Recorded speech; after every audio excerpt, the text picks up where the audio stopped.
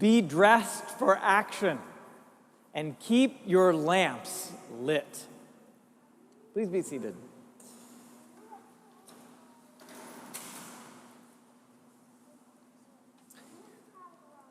Having returned just a few days ago from a beach vacation in North Carolina, I remembered one from about 10 years ago. We were at a different barrier island. We were waiting to get onto a ferry. And as I remember, a storm had really started to rise. And it probably wasn't anything terribly dangerous. But those of you who've been near the coast, as the storm starts to come, it does kind of feel like the stakes are rising just a little bit. And we were sitting, and I think we must have been with friends, because I think Joe and I were in different cars. And I'm sitting watching as our cars are lined up to get onto the ferry. The dark clouds were really starting to hover, and waves of rain and water were splashing against the ferry, and all these cars, which now had their headlights on because it was getting darker and darker. And it really kind of felt ominous, even though we were really just going to the aquarium for the day. All the same, it was something intense was happening. And so I took a quick picture of it, of this storm gathering as they're climbing onto the ferry. And the caption I put in at the bottom, and I texted my wife, "Today we wear our adventure pants." And I sent it off. And as inside jokes tend to do, this became a phrase in our household where pretty much anytime we wanted to do something adventurous, anytime we wanted to do something courageous, we would use this phrase to it's sort of like triple dog dare, except nice, right? To kind of challenge you. Remember, let's wear our adventure pants today. Let's try something new. And so it became a way of stretching ourselves, a way to try new things, to normalize courage. Sometimes it was a challenge, right? If someone wanted to try something and other people weren't so keen on the idea, you'd sort of dare them a little bit, right? Say, time to wear your adventure pants. And when someone says that, you have to have a really good reason to not change from the pants that are currently affixing you to the couch. So you see how this works? Are we visiting a new place? Adventure pants. Are we trying a new activity? Adventure pants. Are we moving to Cleveland? Adventure pants, you better believe it, right? There is a leap to it. Because when we do this, we claim a certain relationship with the unknown. We don't know what's going to happen. We don't know what the outcome is going to be. We don't know who we're going to meet. We don't know what challenges we're going to find along the way. And yet, despite that, we still go into something that is uncertain because we believe that there are good things to be found waiting out there in the lands of uncertainty. Though he almost certainly never used the word adventure pants, Abraham seemed to have been familiar with the general idea. Because in the book of Hebrews, we get a retelling of Abraham's story as an image of what faith is. Now, first of all, I love that in writing to these earliest Christian communities, the writer of Hebrews is drawing from the Jewish tradition, right? That tradition that had formed so many of them to understand that the DNA of faith is the same as it had been before. And he asks, how we might ask as well, how was Abraham able to leave the life that he knew? I'm not going to say it was a comfortable life, but it was a familiar life, and familiar means hard to leave. How was it that he was able to leave that and follow the trail of God's promises? It was by faith. By faith, Abraham set out for the land that God had promised to him and to his ancestors, not knowing where he was going, not knowing, we'll let that pass, not knowing what was going to happen to him along the way, not knowing where he was going to stay. By faith, he stayed in a land that was unfamiliar, and by faith, he started a family when he was clearly older than Tony Randall. Yes, you see, faith wasn't about certainty, because at no point was Abraham certain about what was going to happen. Faith was about how he responded to the promises of God in the very face of uncertainty, where things were unclear, and the things he was being asked to do were flat out unreasonable, illogical. They made no sense. Uncertainty, you see, isn't the sign of a lack of faith. Have you ever been really uncertain and wondered that? Where's my faith? What's going on here? That's backwards. Uncertainty is an essential element of faith. If you know something because, well, everybody knows it, right? It's just conventional wisdom. It's easy logic. We can see it, we can taste it, we can feel it. Well, that's not really faith. And there's a really good chance that what you think you know with such certainty, you don't actually know as well as you think. So what Abraham had, and I think this is a pretty good definition of the kind of faith that is at the heart of a real and living relationship with God, was the conviction of things not seen. The conviction of things not seen.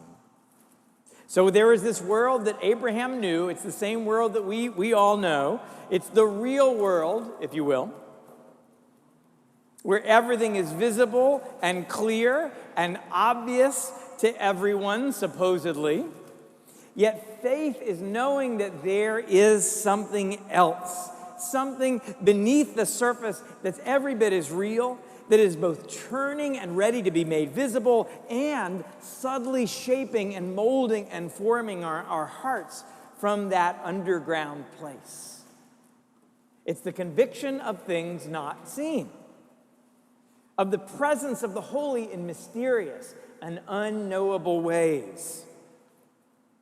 For Abraham, that source had flowed to the surface through God's promises to him by appearing to Abraham. That's how he knew that there was more than just what meets the eye.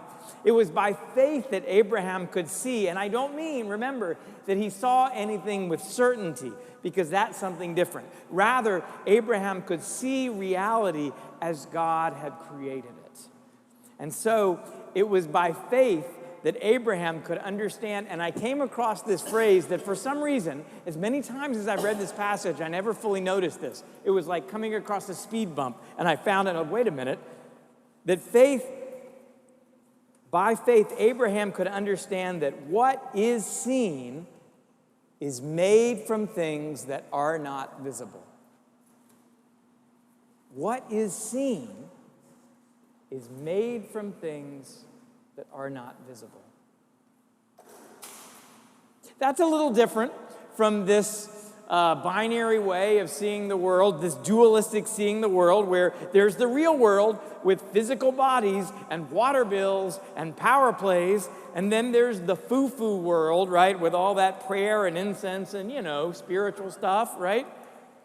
But that is such a narrow way of seeing this incredibly wonderful, beautiful, integrated world that God has created, where what is seen is made from things that are not visible.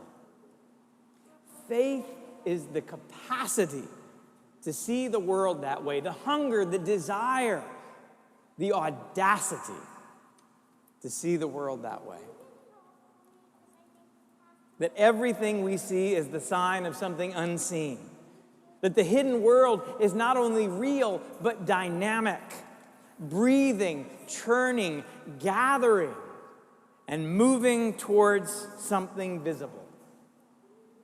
that the hidden world is not only real, but that it is good and loving and yearning to bear fruit that can be seen and held and tasted.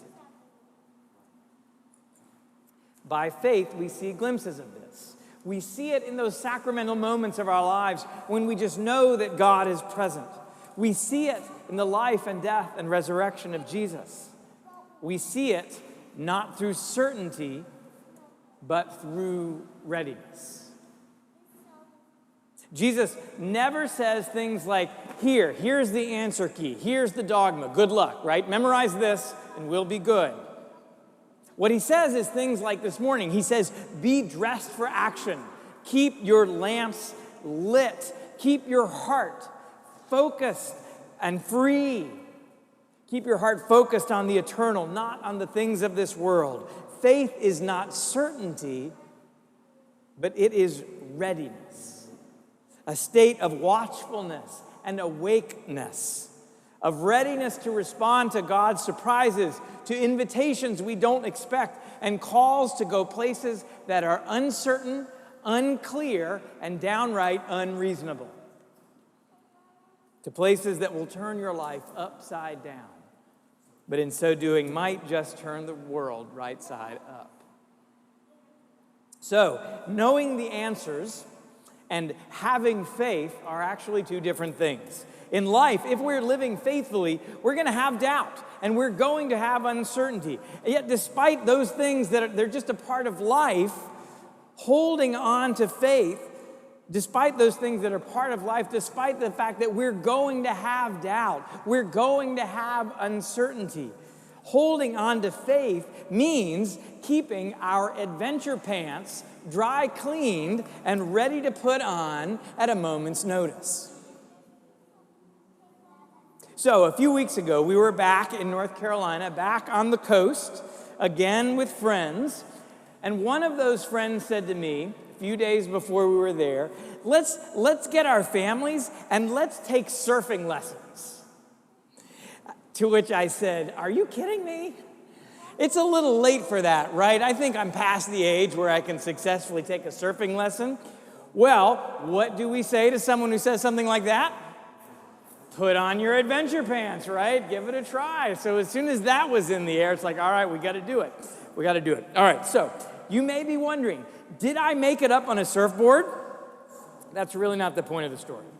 But something that I thought was fantastic was the instructor takes us out and does a little lesson beforehand and points to the part of the wave that we were supposed to go to.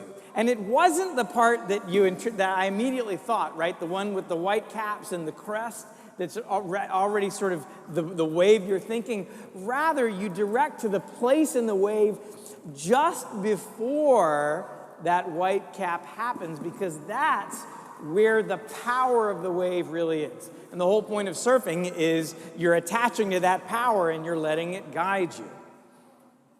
And I wonder if that's a little bit about faith, too.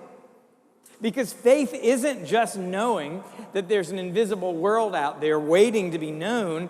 It's rather like the force of the ocean that hasn't yet crested into a wave. It's about experiencing the energy that comes from that movement towards the surface, feeling it push us forward, and even learning how to ride it. It is a power that we cannot control. It is a power that will result in a whole lot of face plants directly into the ocean. I can attest to that one. But it can also be exhilarating and joyful. This is the world that God created, where that which is seen is made from things that we simply cannot see. Faith is not certainty. Rather, to be faithful means being ready for action amid the wild and beautiful presence of complete uncertainty. Ready for the unknown to become known. Ready for the wave to catch us and to then push us into the very heart of God.